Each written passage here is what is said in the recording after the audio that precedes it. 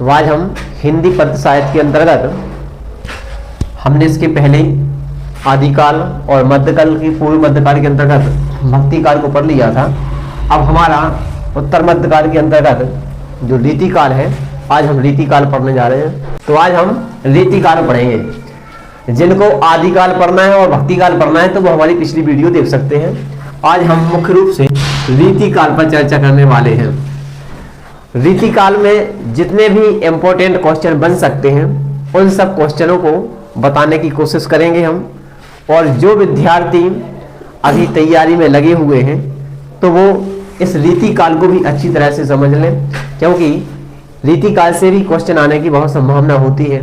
और जो हमारे दोस्त वर्ग 2 और वर्ग 1 MP सेट हिंदी से तैयारी कर रहे हैं वो भी इस वीडियो को देख सकते हैं। तो आज हम रीतिकाल पर चर्चा करेंगे। जैसा कि इसका नाम लिखा है रीतिकाल।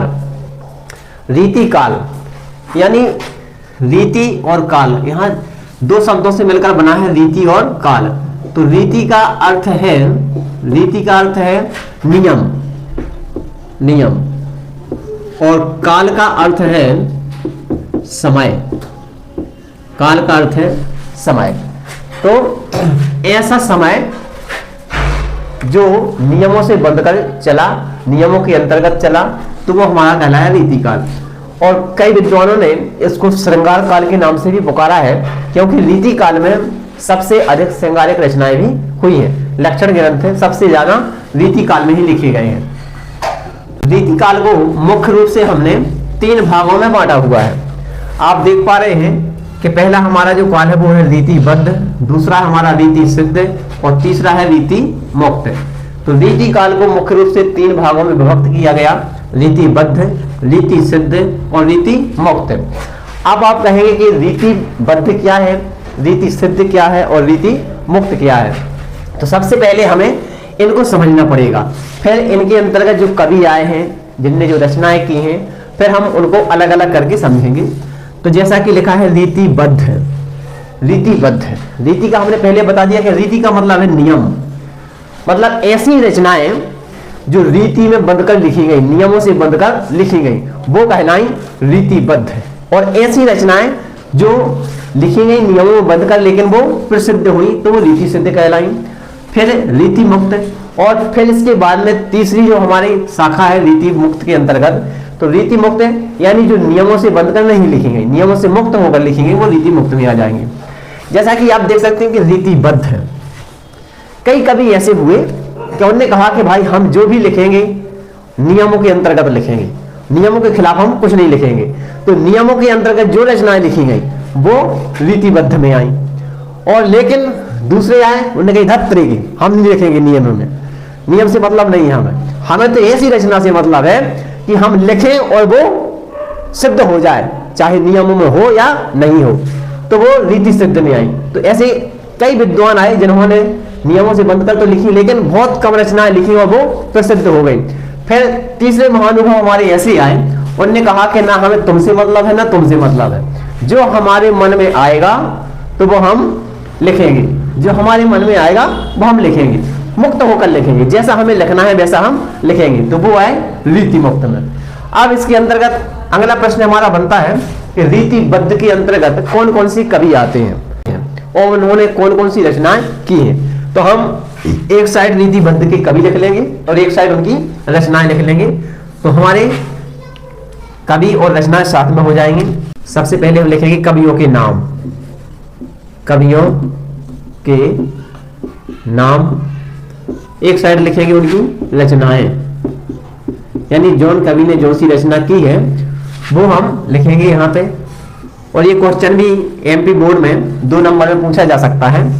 तो पहले कवि जो हमारे हैं केशवदास, केशवदास,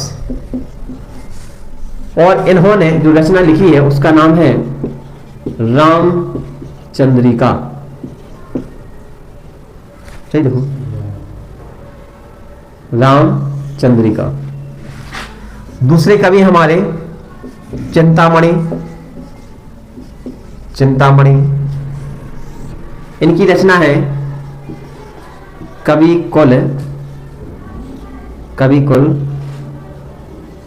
कल्पतरु, कवि कुल कल्पतरु। तीसरी रचना है हमारे भूषण, तीसरे कवि है हमारे भूषण, और भूषण की रचना है शिवराज भूषण, शिवराज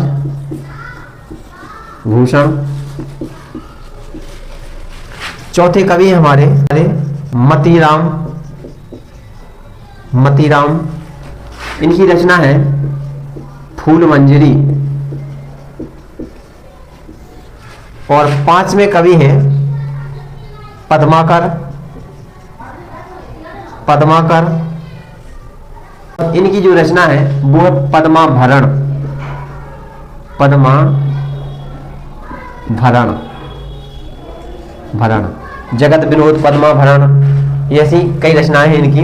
लेकिन हमने केवल एमपी बोर्ड के हिसाब से इनकी रचनाएं लिखी हुई हैं। केशवदास की रचना है रामचंद्रिका, चिंतामणि की जो रचना है कवि कुल कल्पतरु है, भूषण की जो रचना है शिवराज भूषण है, मतीराम की है फूल मंजरी, और पद्माकर की है पद्माभरण। तो इस प्रकार से हमने देखा कि रीतिबद्ध के जो प्रमुख कवि हैं वो हमने आपके सामने लिखे हुए हैं और उनकी रचनाएं आपके सामने लिखी हुई हैं। तो रीतिबद्ध के जो कवि और उनकी रचनाएं वो हमने आपके सामने लिखे हुए हैं, जैसे कि आप देख पा रहे हैं। और ये मुख्य कवि हैं, रीतिबद्ध के अंतर्गत ये मुख्य कवि हैं। इसके बाद में हम देखेंगे तो अगले हमारे रीति काल के अंतर्गत जो दूसरी शाखा है वो है रीति सिद्ध। जैसा कि हमने आपको बताया कि रीति सिद्ध मतलब नियमों से बंधकर तो लिखी गई, लेकिन ऐसी रचनाएं लिखी गई जो बहुत कम लिखी गई और वो प्रसिद्ध हुई। तो उनके अंतर्गत केवल और केवल 3 कवि आते हैं। रीति सिद्ध के अंतर्गत 3 कवि आते हैं। तो आज हम उनके कवि एवं उनकी रचनाएं लिखेंगे रीति सिद्ध के अंतर्गत।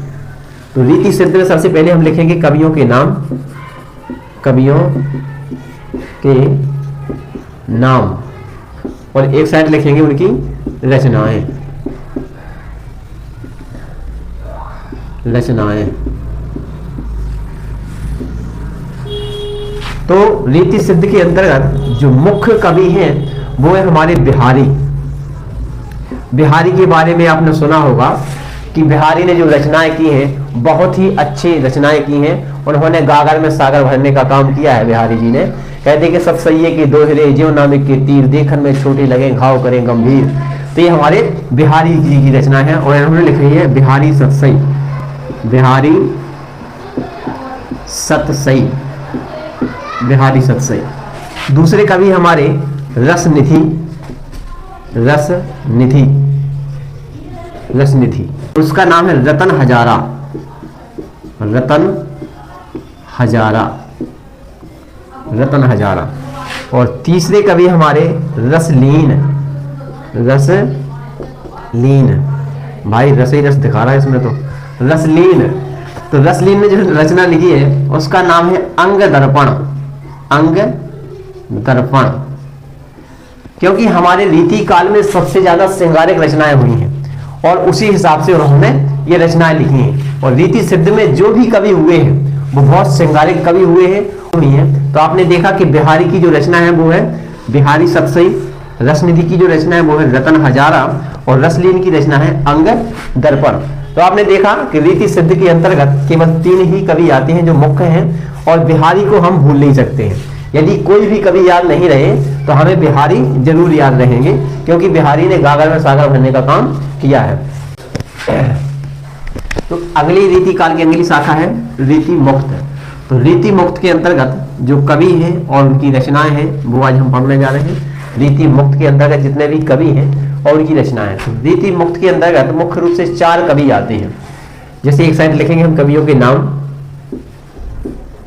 कवियों के नाम, और एक साइड उनकी रचनाएं, रचनाएं।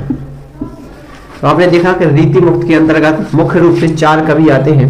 तो पहले हमारे घनानंद, घनानंद,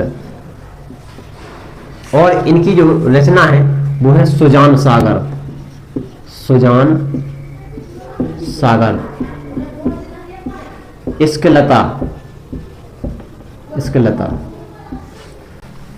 रीति मुक्त के अंतर्गत दूसरे कवि हमारे बोधा, बोधा, और इनकी जो रचना है वो है इश्कनामा, इश्कनामा, इश्कनामा।